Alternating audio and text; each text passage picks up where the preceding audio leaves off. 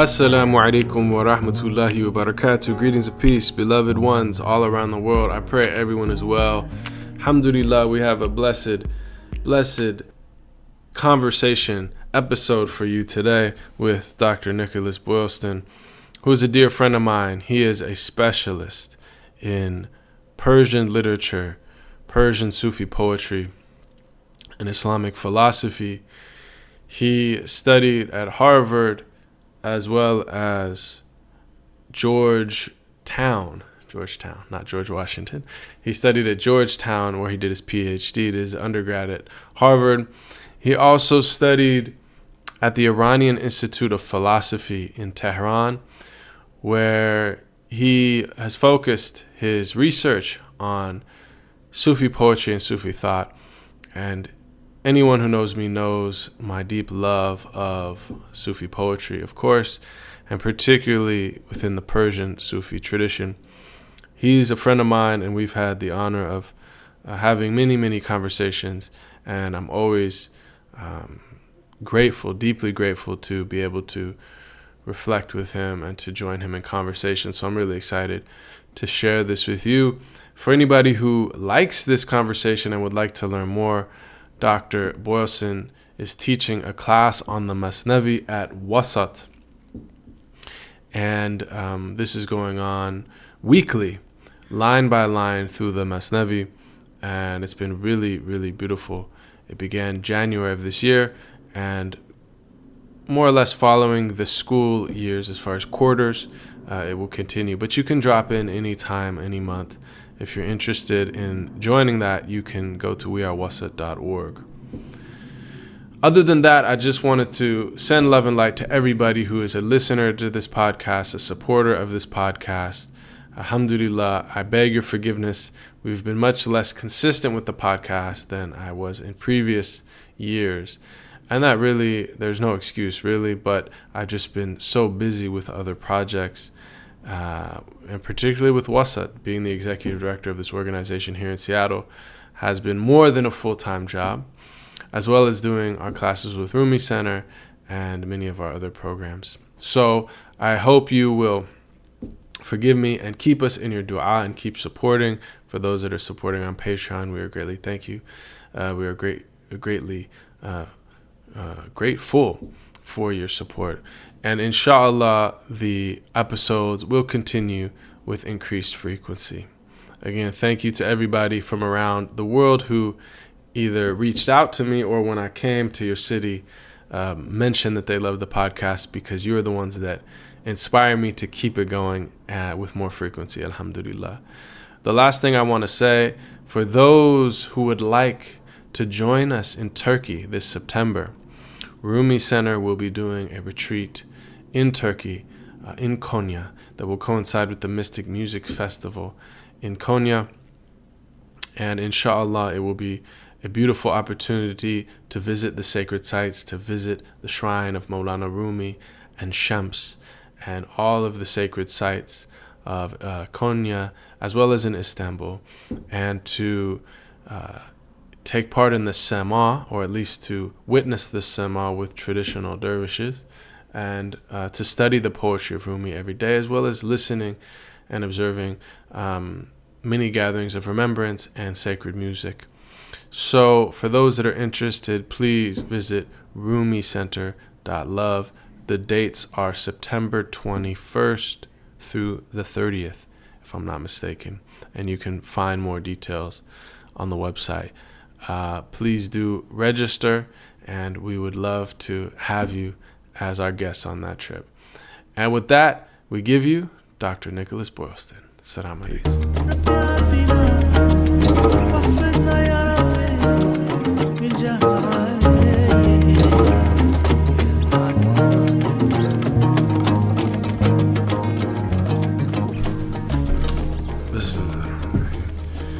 Alhamdulillah. So, we are conversing, and every time we meet, we're conversing, it seems, in a blessed way, on the great Persian poets, the great masters. And I know this is a field that you have devoted yourself to, and spent time in Iran, a place where I think it's hard for us as Americans to imagine how alive poetry still is in the daily life of the people, right? So, maybe you could speak a little bit about your experience there and how poetry is infused into the life. But I want to get into Hafez, who is, of course, the chief amongst them, as far as I'm sure if you ask the average Persian. So, yeah. Thanks so much. It's really a pleasure to discuss these things, and it was remarkable in Iran. Iran is a place that we really don't get a window into it from outside. The depth of the culture, the richness of the culture, the multifacetedness of the culture, in all these different dimensions. It's the place where the Islamic philosophical tradition is the most living, and they're studying Western philosophy and putting it dialogue with Islamic philosophy. You have the whole pre-Islamic Persian culture transmitted through Ferdowsi's Book of Kings, which is alive and people talk about all the time. You have Sa'di, the Persian literature, whose adab or kind of etiquette, ethics, and literature really informs so much of the interactions. And then you have the depth of the Persian Sufi poetry, the massive legacy of this tradition, and it's everywhere in Iran. It's steeped in the classical music is steeped with this poetry.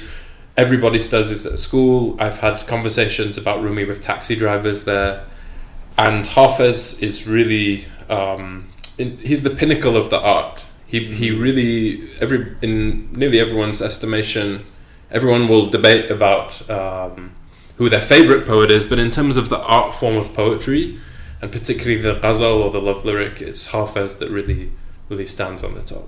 Right.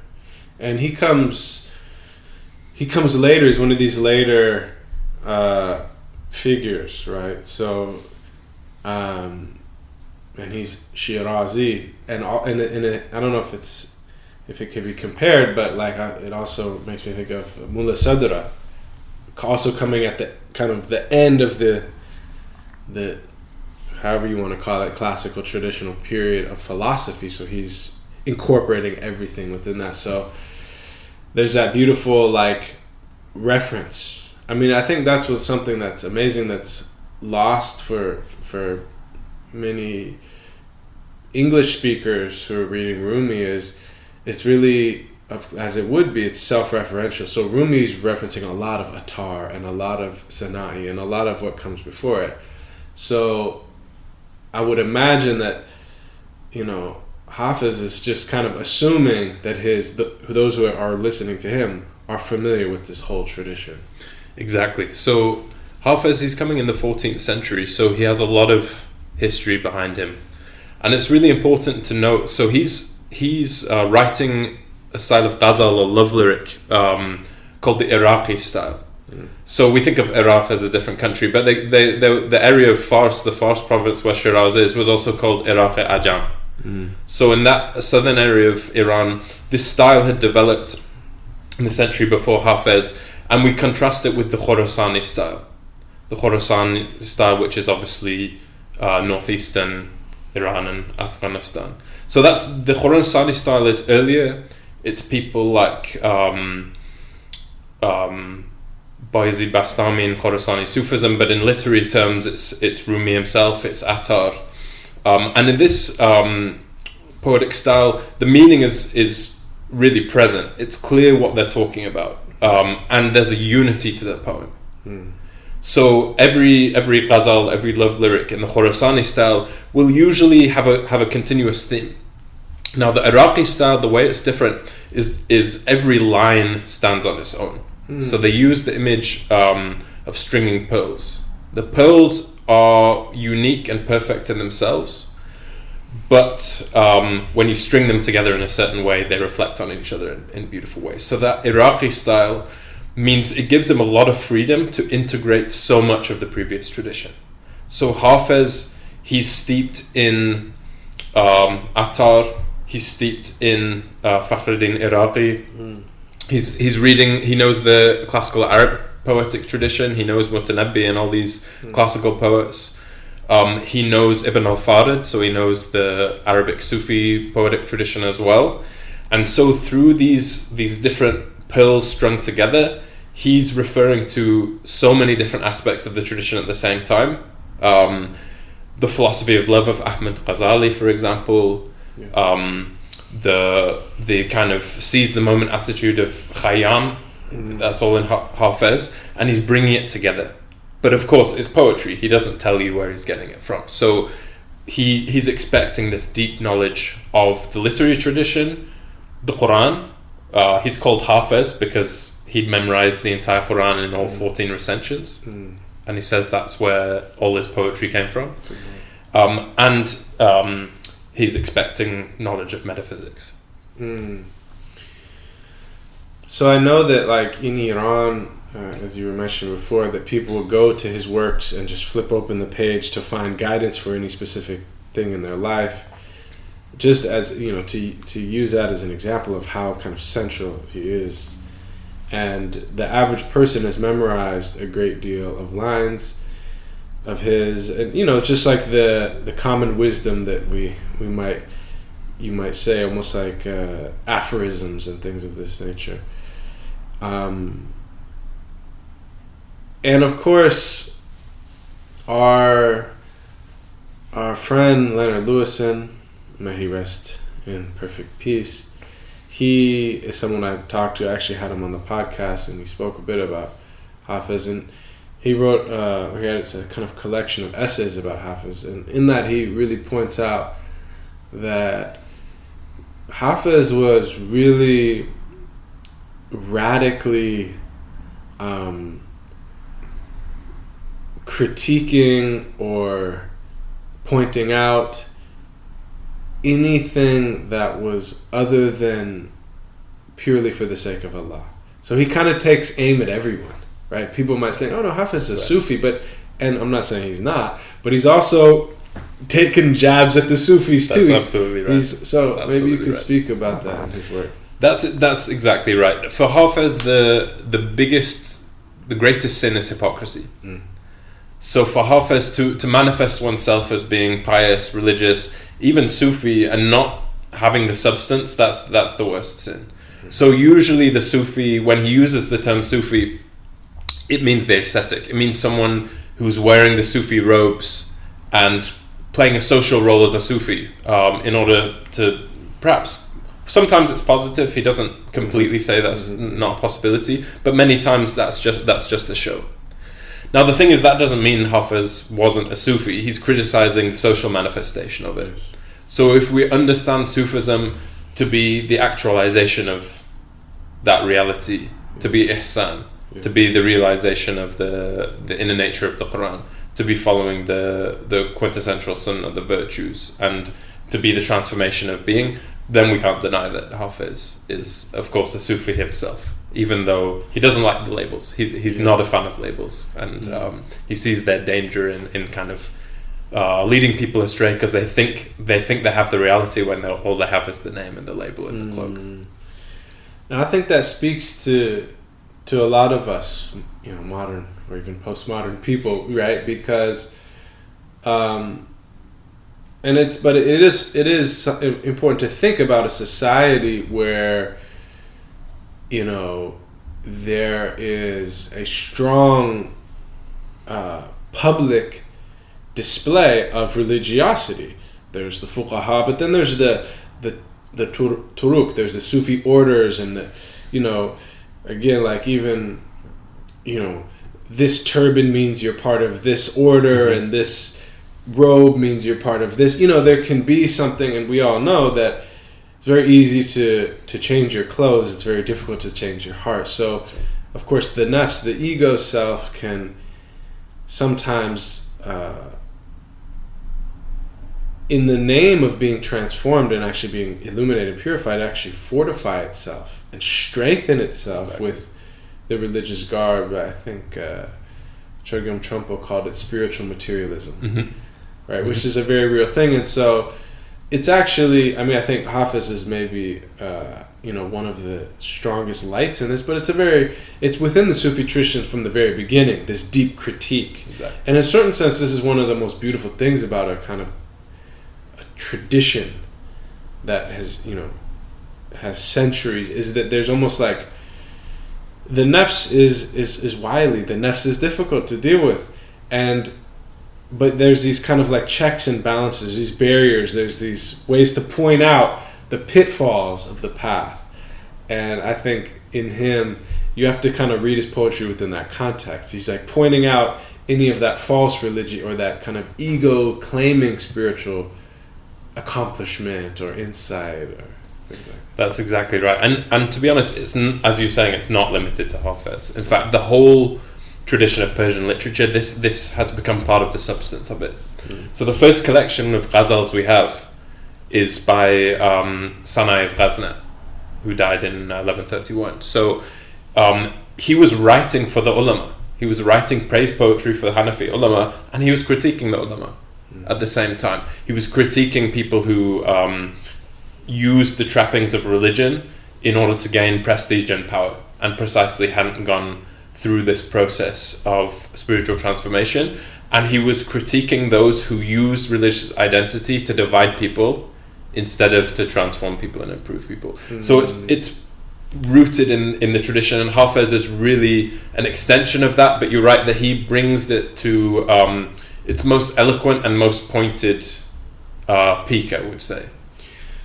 So, and I know we were talking off mic about this. I think one of the words, Leonard Lewison wrote about the rend, right? So, and you were mentioning there's different translation. The rogue, the scoundrel, even the gangster might be a potential, right? And so in common terms, as it was used in Hafez's day, it's kind of to signify those members of society that are, maybe even, I think Leonard Lewis, the mafioso types, something like this, right? But then Hafez kind of flips that and celebrates, right? Exactly. So maybe you could speak a bit about that. Yeah, it's a challenging subject to envision exactly the context this is coming out of. But in Hafez, the rend is the person who's completely himself. The rend is someone who's completely sincere and authentic, and it's the same outwardly and inwardly, but it has a very counterculture aspect to it. So you can imagine people who don't fully conform to the expectations of society, and are often on the margins of society, and often shunned by the people who have a fixed sense of kind of piety and social morals and things like that. So the rend is someone who stands outside of that, but is completely true to themselves, and it feeds into a whole symbolic world, really, where we have the idea of the kharabat, the ruins on the outskirts of the city, where all the bad stuff happens. They're kind of a mix of like a casino and a tavern and a brothel. That's the kharabat, but that's where the rents hang out. So it feeds into this symbolic logic, really, of really the overturning of false pretense and the realization of the truth as is wherever, that you can see the light of God, the light of the truth, wherever you look, even in the place that seems the least likely. I love this, and I think especially in a highly, again, pre-modern culture that's infused with religion and infused with a specific morality and even like legal code of ethics. But again, as we all know, that can become, again, a way that the ego asserts its superiority over others. I do this. I refrain from this. And this beautiful tradition within Sufism of the malamity, right? The malamity is this path of blame, where, and I know there's a wide range of manifestations of this, but, it could be as simple as like wearing clothing that is not seen as, the clothing of the ulama, or going outside with your head uncovered as opposed to the turban, or even shaving off your beard, or, these things which were socially seen as, all the way to, even practices which were clearly in transgression of the sacred law and things of that nature. Or, there's even very common stories about, Sufi sheikhs who would give their more affluent students or students who came from a high social class, make them beg or make them do things which were embarrassing for someone from a high social standing. And I think this kind of subculture within the Islamic or within the Sufi tradition, it seems like you're kind of getting at saying that Hafez really emphasizing. I think it's really important, and I think it's not a topic that I hear as much about anymore, but I think there is this real profound, almost like psychological insight that, again, if we understand that the greatest veil between you and the divine presence is yourself seeing. Exactly. Your ana. Then those things which humble you, which make you feel embarrassed, or which makes people look at you with the eye of not esteem but disdain, that will purify your intention. No, this is really only for Allah, and even if everyone in the universe sees me as a lowly thing, then who cares?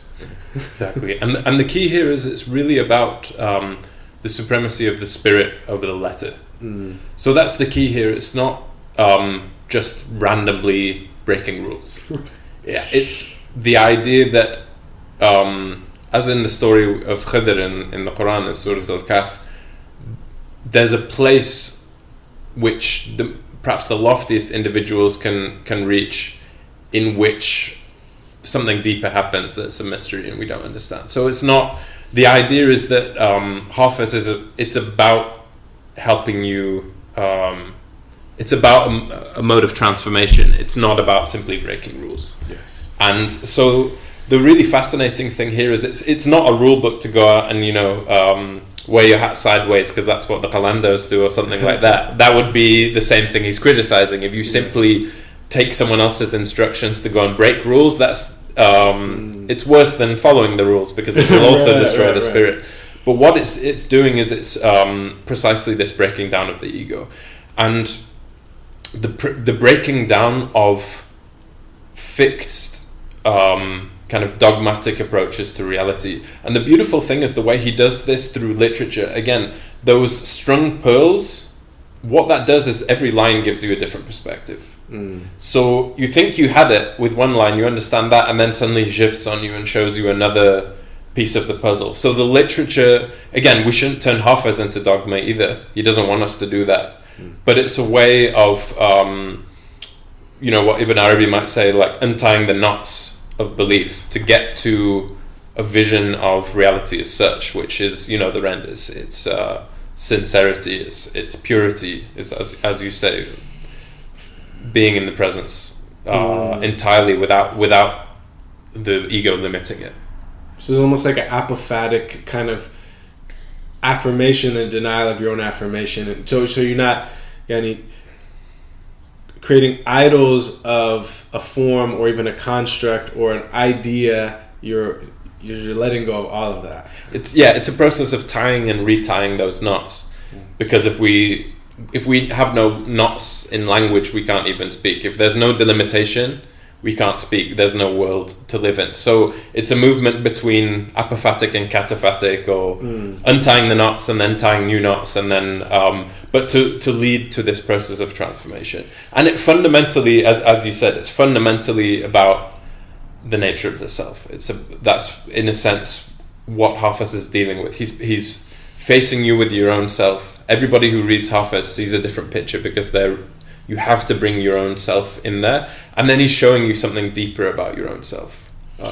That's maybe something you could speak about, because I know that with Hafez especially, all kind of segments of Iranian society, from the kind of secularists who don't want anything to do with religion outwardly, to the mullahs and those who are really the bastions of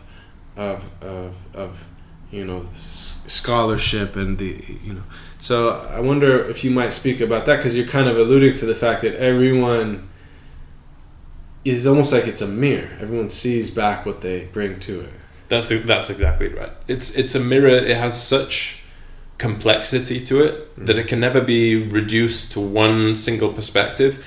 So it's legitimate for everybody to read it from their heart, from the state they find themselves, to approach the poem, a particular poem, and learn something new and see a kind of new vision. And it lends itself to that. It precisely lends itself to being read by all types of people with all types of perspective who share this language and this cultural heritage. And I think Hafez is fine with that. He wants everyone to be themselves. But the containers are different. So somebody who reads Hafez simply think he's talking about regular wine, they're going to understand only one level of the meaning, where there's many, many other levels that the metaphysics really unlocks. Right.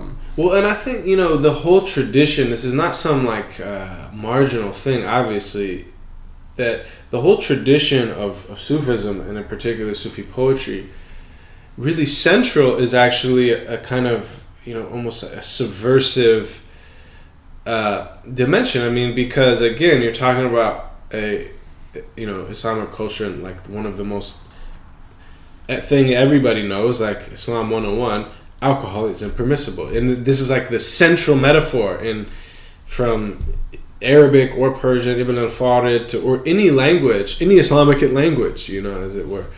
And then also, we also know that there are norms around gender interactions within the Islamic world, and yet the kind of other very primary image is the kind of erotic love, the beloved, the veil, the descriptions of the beloved. And again, all of these, having these concrete, very physical, sensual image, but also really profound metaphysical symbolism.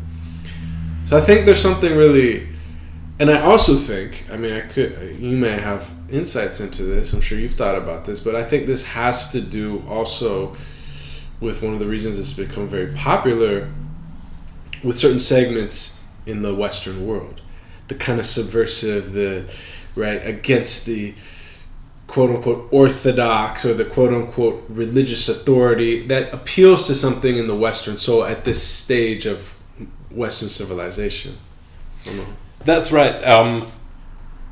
There's a lot of important insights there. And the key thing here is that it's the spirit overcoming the letter, or the spirit really engulfing the letter and showing something beyond it, or showing the depth of the letter. So that Hafez is really opposed to a one-dimensional reading of reality in order to unlock you to something higher. Again, it's not just unlocking you to chaos or to an expression of the ego. It's unlocking you to a mystery that's at the heart of everything. Yes. It's this unfathomable mystery of subjectivity, of what it means to be conscious, of what it means to be a human being, and that requires a transcendence. So the transcendence of form is the function of the forms. That's what the Quran is really for, to transform you. That's what the prayers are for, to transform you, to let you go on the celestial ascent, and so forth. So Hafez is part of that same project of taking on the mi'raj, you might say, through poetry, rather than just simply some kind of social critique. The social critique is there, but it's for a purpose. Yes. It's for a spiritual purpose. And we can take a look at a poem if you'd like, which really illustrates this. I think this is great, especially because, of course, Rumi is the most popular Sufi poet in the West. It's really a household name, which is pretty miraculous. And people give Coleman Barks a hard time, and we may, critique any translator's translation, but at the end of the day, he was working from the original that was a very literal, whereas the popular versions of Hafez often have nothing to do. They even have no roots in Hafez, sadly. So I don't know if you want to say anything about that, but I just bring that up mainly not to harp on that, because I'm kind of tired of that conversation, but really primarily as a segue to say, let's look at what Hafez actually said. Yeah, fantastic. So the problem is Hafez is just really difficult to translate. So Hafez is kind of the the horizon of the Persian literary tradition. If you start learning Persian, you can read Rumi before too long, but it's going to take a long time before you can read and understand Hafez. So the best thing is to dive in. I've chosen a ghazal to share with you, one of my favorite ghazals. It's one of those ghazals where we can find a unifying theme, or the unifying theme pops out, but it's always a challenge to do this. It might not strike us at the very beginning, but this is one of those ghazals where I feel like the unifying message does present itself, and the spiritual philosophical message is really present here. So this is one of those ones that I think opens itself up to translation really well, and it's one of hundreds of ghazals. So this is the tip of the iceberg, but I think it will give you a sense of exactly what we're talking about. All right, so I'm going to go line by line and read the Persian because it has the beauty there, and then I'll present a translation I've done of each line, and then there's so much to discuss in every single line of this. So we'll start with the first line. سالها دل طلب جام جم از ما میکرد وانچه خود داشت ز بیگانه تمنا میکرد. For years the heart sought Jamshid's cup from us. What it possessed itself, it wished to gain from a stranger. گوهری که از صدف کون و مکان بیرون است طلب از گم شدگان لب دریا میکرد. A pearl outside of the oyster of being and place, it sought from those lost on the edge of the ocean. مشکل خیش بر پیر مغان بردم دوش کو به تأیید نظر حل معما می کرد. Last night I brought my problem to the Magian master, who was solving mysteries by the divine affirmation of his glance. دیدمش خرم و خندان قدح باده به دست وندران آینه صدگونه تماشا می کرد. I saw him joyful and laughing with the cup of wine in his hand, witnessing 100 ways within that mirror. گفتم این جام جهان بین به تو کی داد حکیم گفت آن روز که این گنبد مینا می کرد. I said, this world-seeing cup, when did that all-wise one bestow it upon you? He said, that very day he was creating this azure dome. بیدلی در همه احوال خدا با او بود او نمیدیدش و از دور خدا را میکرد.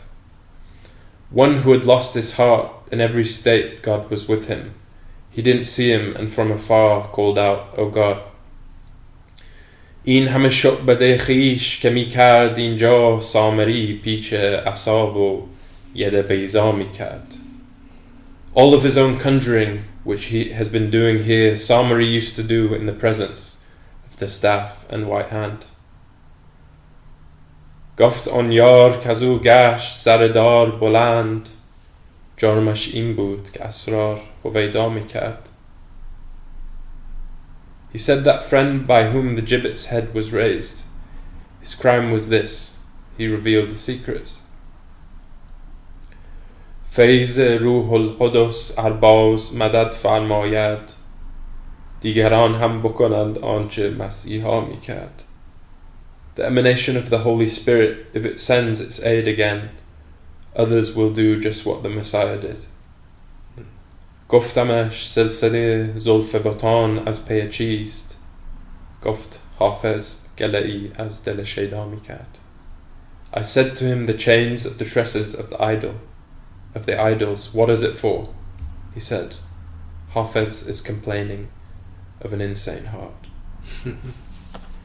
So I wanted to go back line by line. You can see perhaps some emerging themes here, but it should become clearer. At first it sounds like every line is beautiful in itself and stands alone, and perhaps they seem independent, like these strung pearls.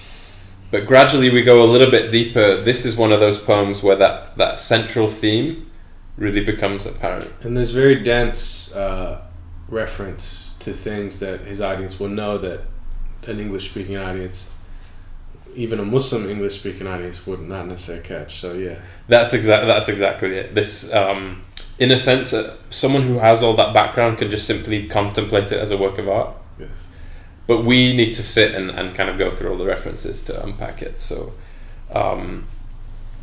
let's see what's going on here. So the first line: for years the heart sought Jamshid's cup from us. What it possessed itself, it wished to gain from a stranger. So Jamshid's cup, this is part of the Shahnameh, the Book of Kings, the pre-Islamic Persian legends, that the King Jamshid, he had a cup, a magic cup, in which he could see the entirety of the universe. He could see everything that was happening on the earth, and therefore he was able to rule more effectively.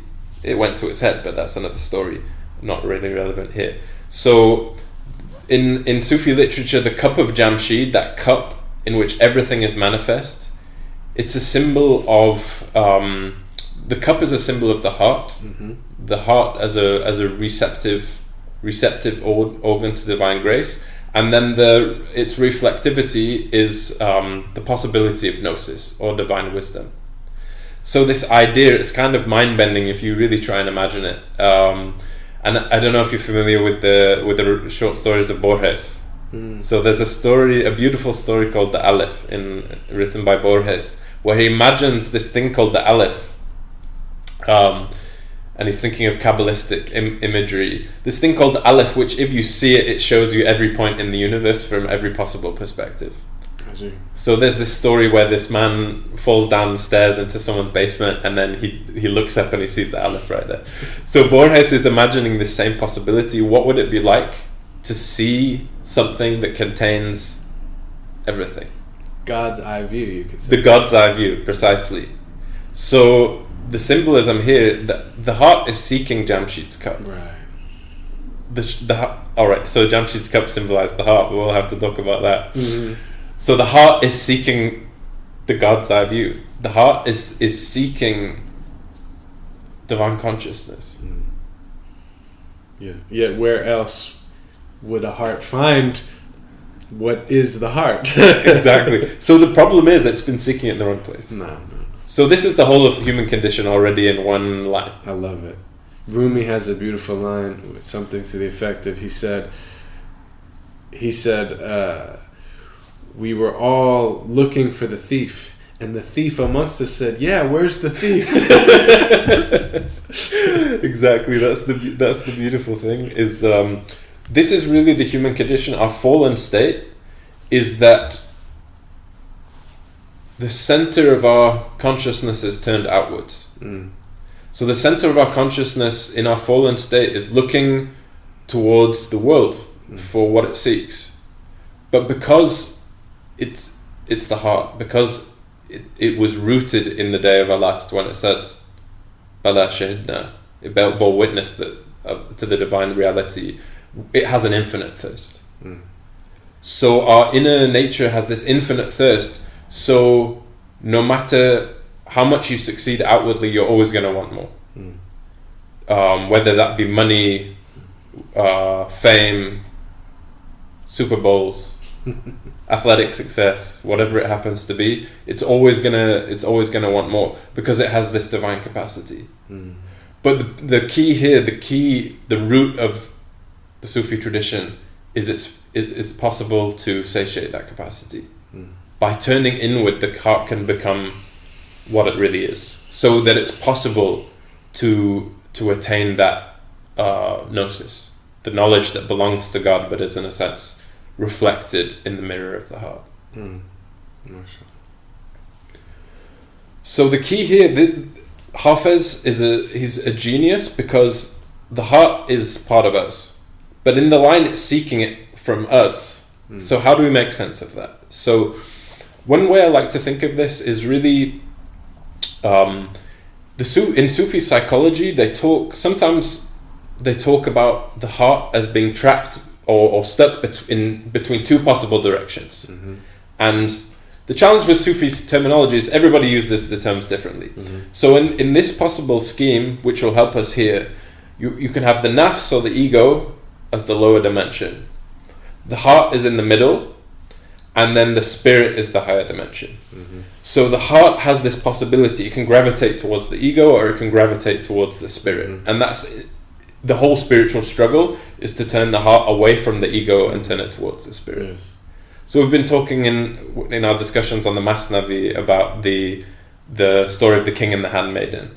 It's exactly the same thing. The handmaiden needs to turn away from the ego, the goldsmith, and turn towards the spirit, which is the king. So in Hafez, the interesting thing is he is identifying now with the ego. Hafez will do this because he'll often play the confused, bewildered subject who is faqir, who's fundamentally poor, who doesn't possess, who's empty, and Hafez is individuality. So he's speaking from that point and imagining the heart something deeper, and the heart is coming and asking him, and he's a darvish, he's a rent, he doesn't know what's going on. The heart is seeking from him Jamshid's cup, and it's just seeking it in the wrong place. So he actually meets us where we are, because we also generally identify ourselves with the ego. Whereas what we need to do is realize that the heart is our true identity, and that can happen when the heart turns away from the ego and turns towards the spirit. Yes. So that's the key, is that the heart always possessed this. The heart always was Jamshid's cup. The heart has this capacity, but there's a need for this awakening or recognition, which is the same as that turn inward. By turning inward towards the spirit, the heart, our inner nature, can realize what it truly is. So then Hafez, in the next line, he explains exactly what he's talking about. So line 2, in a nice way, it reflects on line 1 and just comments on it. So he says, a pearl outside of the oyster of being in place, it sought from those lost on the edge of the ocean. So the pearl, this is universal symbolism, the precious pearl. You have that gnosis, that spiritual sacred knowledge. And where's the pearl? Well, it's usually in the oyster, but he flips that image and makes the whole of the cosmos the oyster. So outside of being in place, we might want to say outside of time and place. The word is kaun in Persian.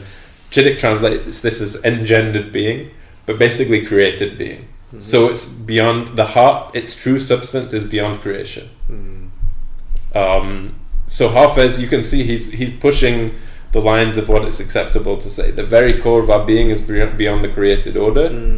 So it says the oyster is kun fayakun, the existence, but the pearl, it's not actually from within the oyster. It's from something else. It's exactly beyond. Okay. Exactly. Yeah, it's beautiful. So there's a classical imagery where there were stories about how oysters would be, how pearls would be formed. In a certain time around April, the oysters would come up to the surface of the water and open up, and a drop of rain would fall in, and then it closes up and goes down to the bottom of the sea. So from the heaven, you get the seed, so to speak. The seed, which then goes into the sea. So the oyster, the heart it exists within the world.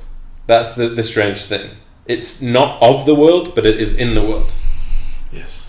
So the heart, because it's the root of our consciousness and we live in this world, it is within the world, it just doesn't belong to it. It's of a completely different substance. It's of that heavenly, divine substance. And then he extends the image to say, look, I'm Hafez, I'm as an individual self, I'm darvish, I'm faqir, I'm just completely, I have nothing of my own. I'm completely poor spiritually. I'm wandering around in bewilderment, lost on the seashore. And the heart is coming and seeking this pearl from it, even though it has it itself.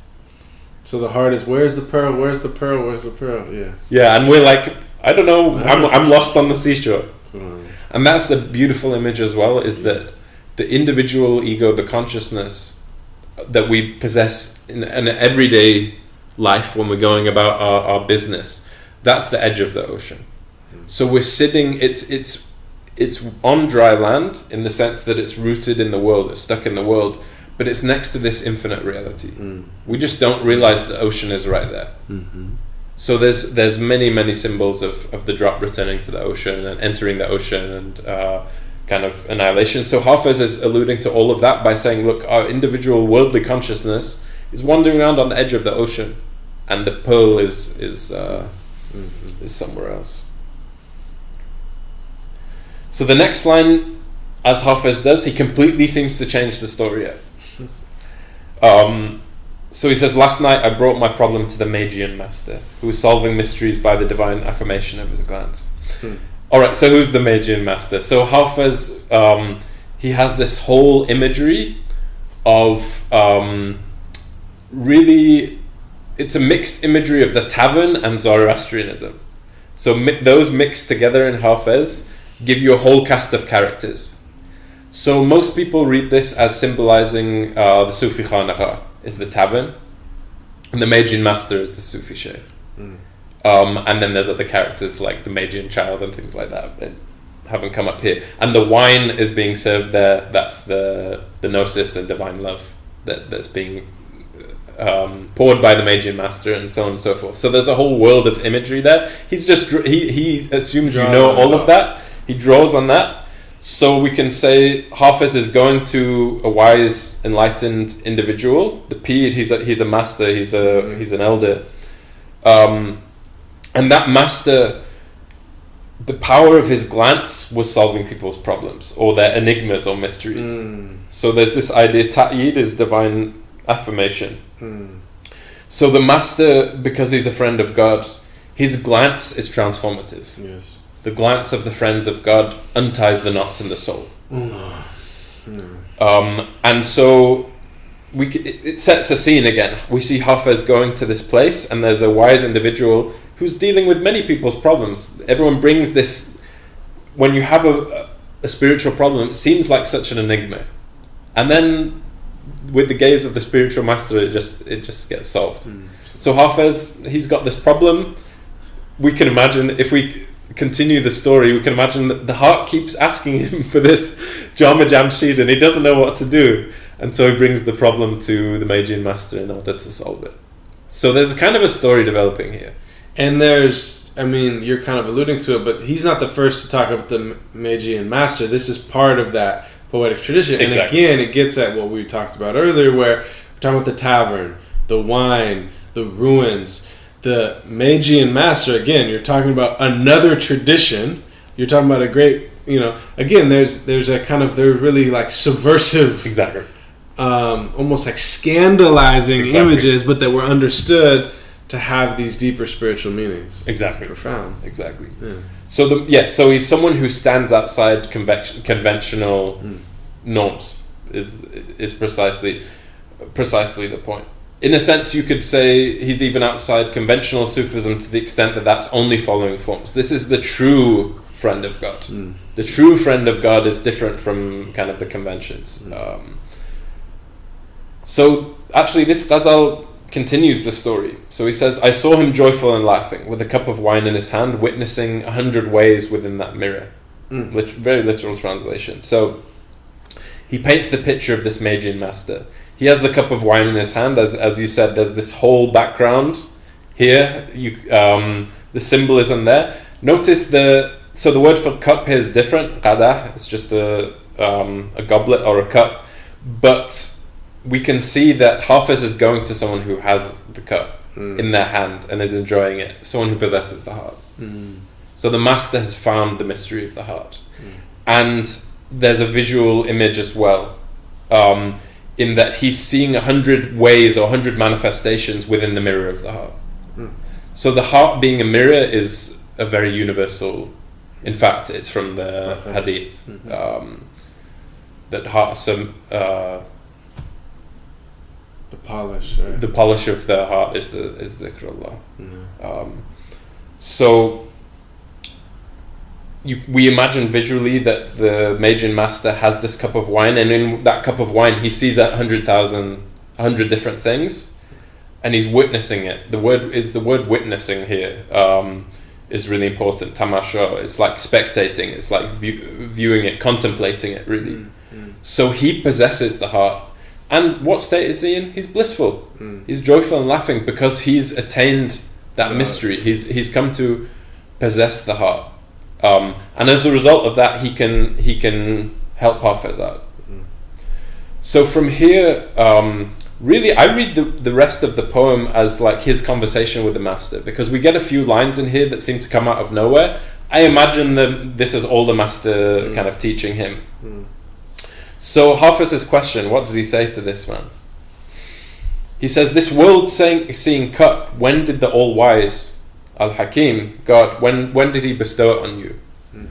And the master says, that very day God was creating the azure dome, which is the sky, the heavens. So the process of creation itself, the core of that creation is the human state, the human heart. At the very moment God was creating all of this, he was creating, the human heart was present. And this is Alastu bi Rabbikum. In the beginning. In the beginning. This is Alastu bi Rabbikum qalu bala. Am I not your Lord? In the Quran they said yea. So that was, the heart bore witness. The heart knows divine unity. The heart knows the essence. In essence, he's saying you don't,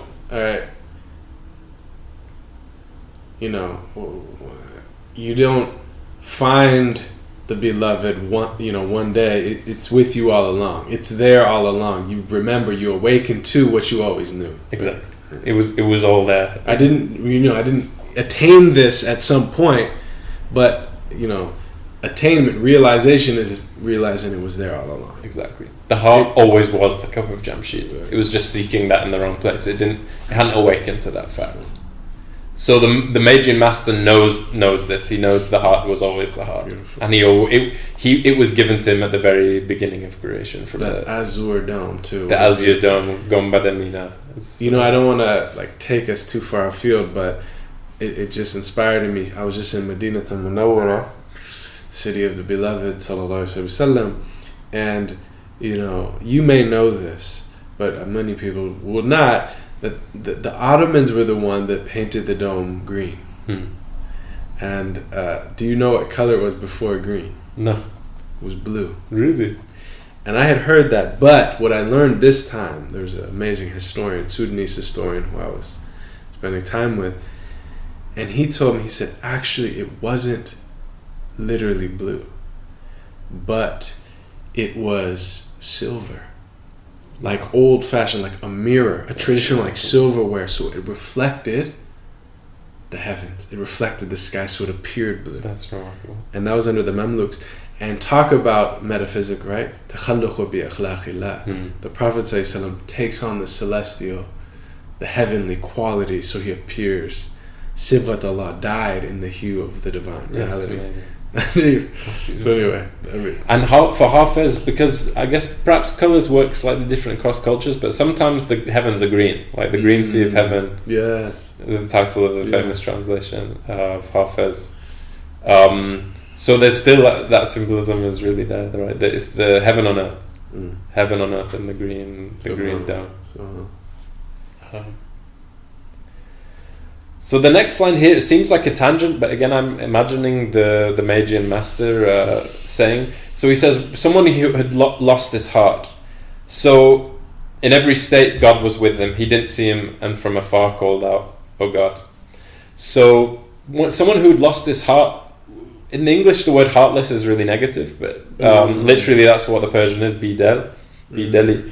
Someone who'd lost his heart, though, is really positive. Someone who'd fallen in love with the divine reality. That's what it means. Bidel means you've lost your heart. Someone has come and taken your heart. So the beloved is called the heart taker. The lover is called the heartless, the one who no longer has his heart. So we're imagining, again, it's very visual, this poem. We're imagining this person who's in love with God, and he's yearning after the divine. But God is always present. God is the Quran itself says, God is always with you.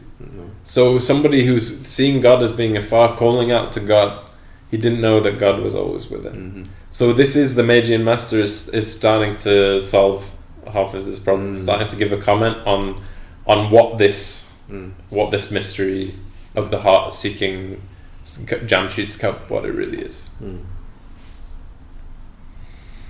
Then the next line, again, it seems to come out of nowhere, but if we imagine it as the Magian master teaching, it still makes sense.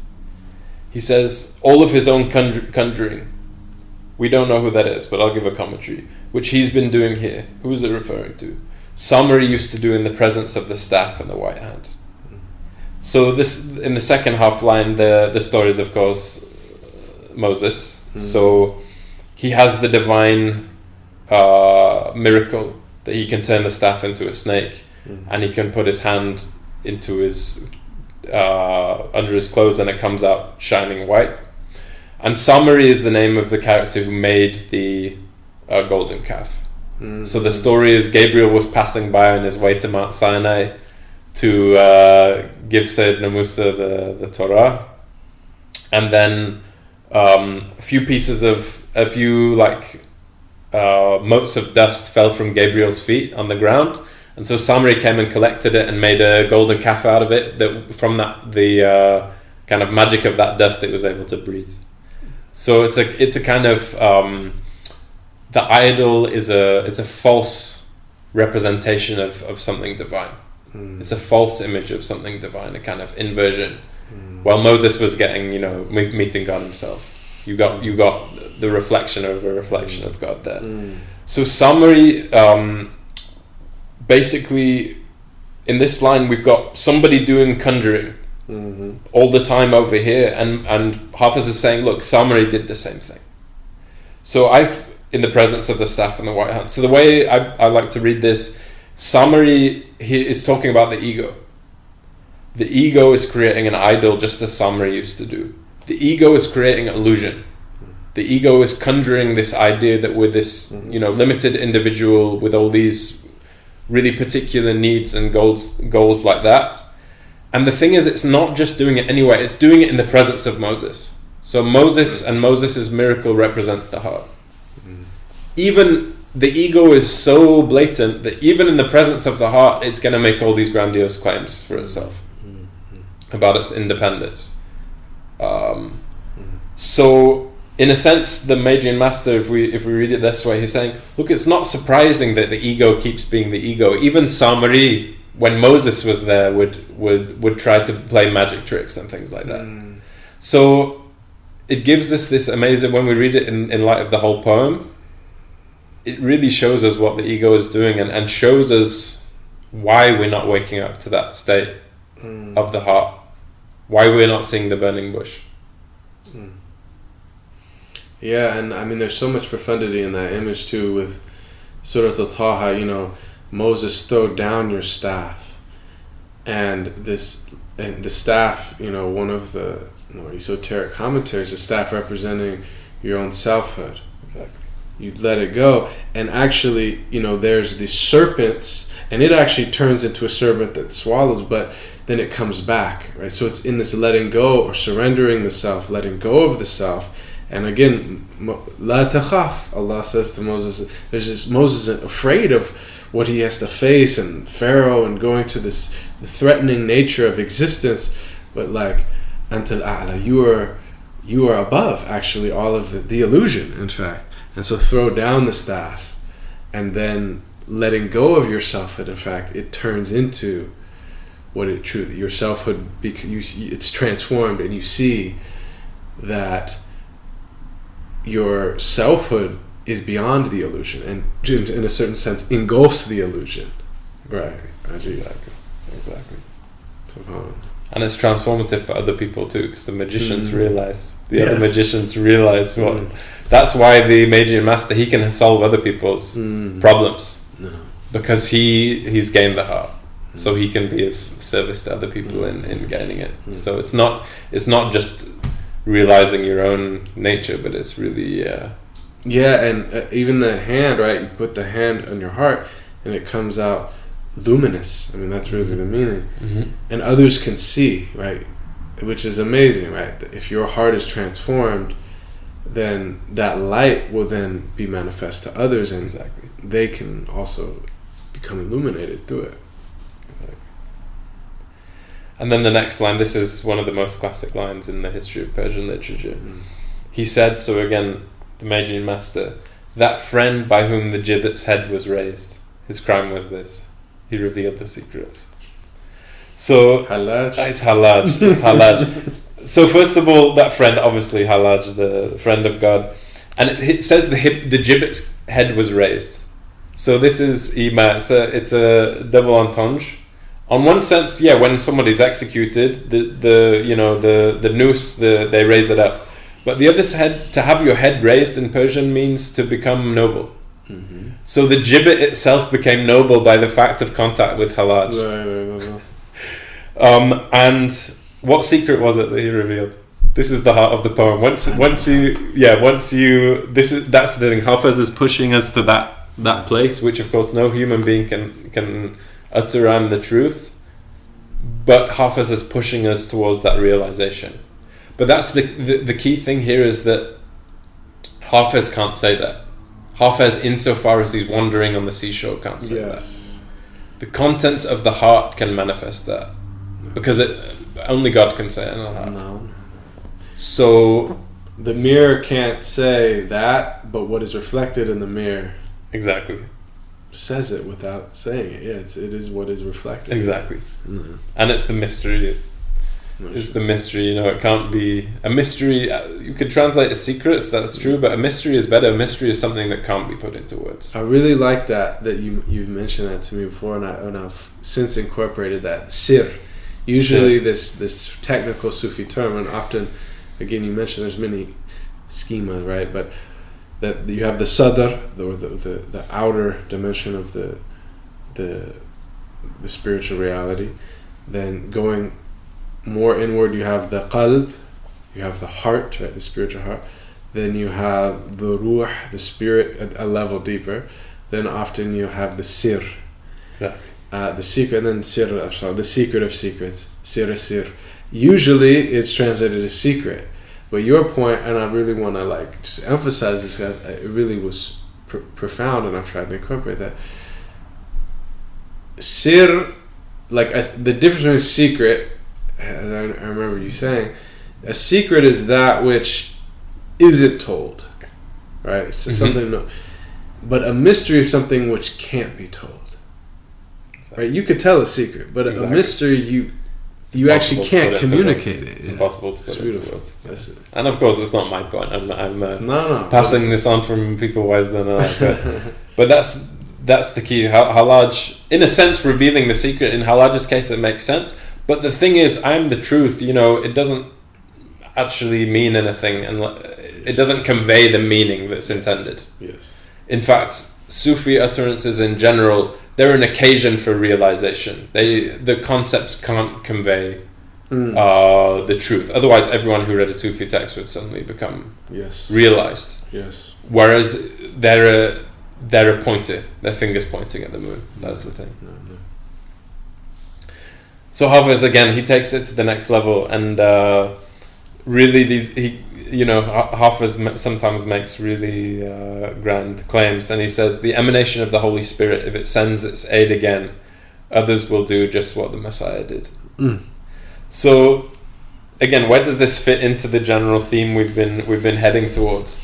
But the whole poem is about the way that infinite reality of the inward breaks into and manifests into this reality of the lower selfhood that seems worldly. So with Halaj, it's this break, it's the manifestation of the secret, and then his execution.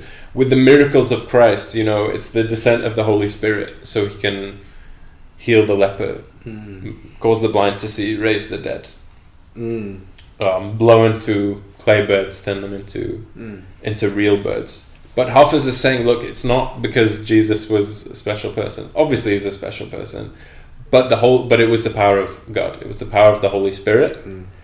And if God should blow into a poet, then what kind of verses is he going to write? So he's not saying explicitly. Sometimes Hafez would say, on the Leaves of Paradise was written the poetry of Hafez. But there's an implication that, look, this is coming from somewhere else. This isn't just Hafez's mind coming up with this stuff. This is coming from somewhere else, and there's a spiritual dimension to Hafez's poetry, which has a miraculous nature to it. And it can heal the sick if we open our hearts to it, if their hearts need to be healed. So Hafez's poetry, has this power to it. And then the final line it's like a Zen koan. I said to him, the chain of the tresses of the idols, what is it for? He said, Hafez is complaining of an insane heart. So this also needs comment. So what's a tress? Well, only people who translate Persian poetry use the word tress, but it's a lock of hair. So what's this about? So first of all, the idols. The word but is from the word Buddha probably, but it came to mean an idol, but then it came to mean a beautiful person. So they're not actually thinking of idols. The poetry, it's become so ingrained in the language that in Persian, when you say sanam or but, it just means a beautiful person, the beloved. Mm-hmm. So the symbolism here is that you could. It's like statuesque, right? Right. Yeah. Right. Okay, I get it. Yeah, that's funny. Yeah. So the symbolism here is that the face is manifestation and the hair is concealing. Mm-hmm. The hair is the veil which falls in front of the face so you can't see it. Mm. So in the correlative thought, which we've been talking about elsewhere, the face comes to represent everything to do with manifestation, and the hair comes to represent everything to do with hiding. So what this means in a sense is Hafez is really asking the question, why is there anything rather than nothing? Mm. He's asking the ultimate philosophical question. Of course, that's the Heideggerian version. It should be, there is the all, why is there manifestation? Mm-hmm. Like, if given God's infinite nature, how is there room for manifestation anymore? So Hafez is actually answering that question, why anything exists.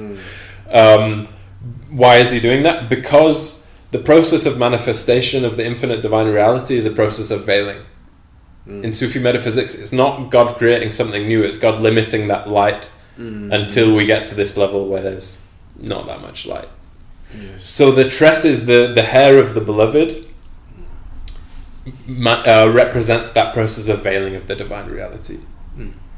And it chains you up because it's not so easy to pass beyond those. We get stuck in that hair, we get stuck in the multiplicity. Also, hair's multiple, right? The face is one, the hair is multiple.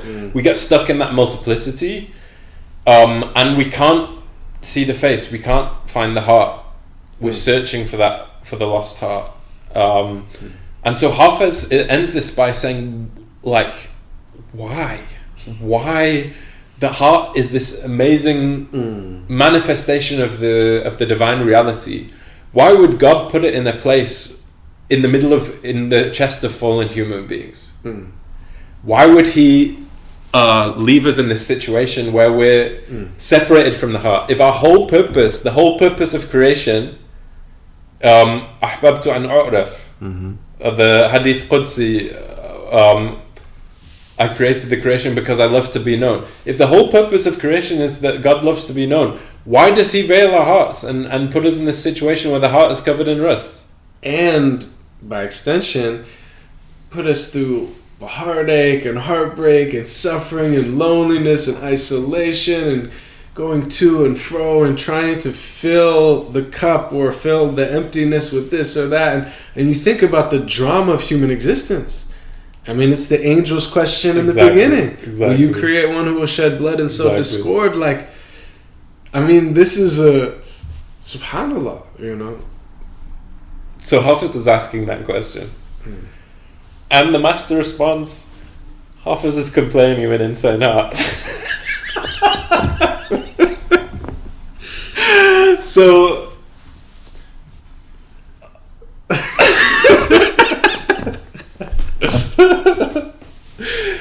Oh man! So tell me about the insane heart. Why? All right. Yeah. What's that? So the word Shayda is a beautiful, beautiful word. It's also a female name in Persian. It means someone who's fallen in love so much they've gone crazy. That's what Shayda means. Someone who's fallen in love so intensely that they go mad. Majdub, Majdub. Yeah. The heart is Shayda, and Hafez is complaining about it. So. So what exactly the mind reaches an end at this line. Really, it's a koan, but It could be a lot of things. It could be, look, the master could be saying, why are you even complaining? Mm-hmm. The crazy heart is what you want. Mm-hmm. Like the state you're in right now of this bewilderment, that's exactly the point. There you go. Yeah. It could be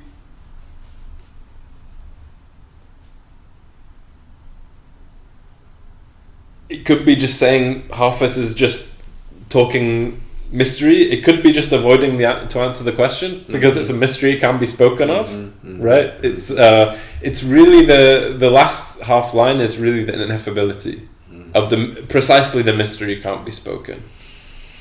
The whole of the poem was Hafez complaining of a crazy heart, of an insane heart, driven mad by love. That's the whole outpouring of his poetry.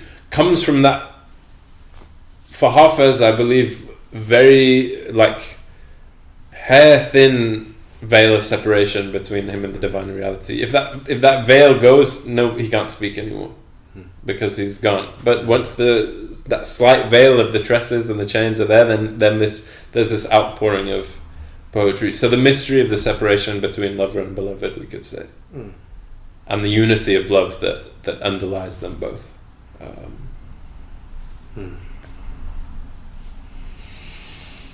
MashaAllah. Yeah, I mean, this is it. And what a beautiful. And really, this is, I think about this because people associate Sufism with it's the poetry, or it's the dancing, or the whirling, or the singing, or the wearing of the turban, or any number of things, or the beads, or the chanting, and yes, all those are tools that are used in various orders but the essence of it is uncovering the lost heart. You could say it's a psychology, but even that, it is a knowledge of the self, and it is and so all those things that can be understood in chanting certain things, or certain movements, or certain fasting, or certain silence, or solitude, or khalwa, yes, they can help facilitate. But what is it all about? And it's, this is also brings us back to our malamati thing. It's easy to get caught up on the beads, or the turbans, or the this, or the that, or the outer forms, but it's the real work is finding that pearl. That's right. That you are, and that's a beautiful. It keeps pulling us back, and don't forget that. Don't forget that. Don't get caught up. Every level there's another devil. Don't make idols of any of it. Don't get distracted.